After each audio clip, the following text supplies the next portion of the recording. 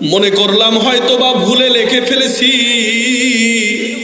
আবার আমি পুরো নামটা মিশায়া যখন আবার লেখা শুরু করে দিলাম, দ্বিতীয়বার চেষ্টা করলাম, যেই মাত্র আল্লাহর নামের পাশে যখন আপনার নামটা লেখা শেষ হয়ে যায়, আমি তাকায় দেখি কে যেন আমার হাত ধরে ওই জায়গার মধ্যে আবু বকরের নাম লিখে দেয়।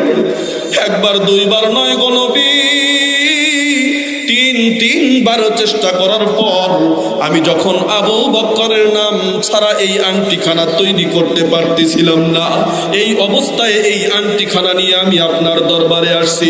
এমন সময় আসমানের মালিক জিবরাইলকে ডাক দিয়ে বলতেছেন, জিবরাইল রে, যা যা আমার বন্ধুর কাছে যা, আমার বন্ধুর কাছে শোনায়া দাও, জমিনের মধ্যে কোনো মানুষ যদি আমি আল্লাহর সঙ্গে নবীকে মিলাইয়া দেয়, জমিনের মধ্যে কোনো মানুষ যদি আল্লাহর রাসূলের মহব্বতের পাত্র হয়ে যায়, জমিনের মধ্যে কোনো মানুষ যদি নবীর সুন্নতের মাধ্যমে আল্লাহকে পাইতে চায়, আমি আসমানের মালিক আল্লাহর রাসূলের সঙ্গে তারেও কবুল করে নেব। সুবহানাল্লাহ।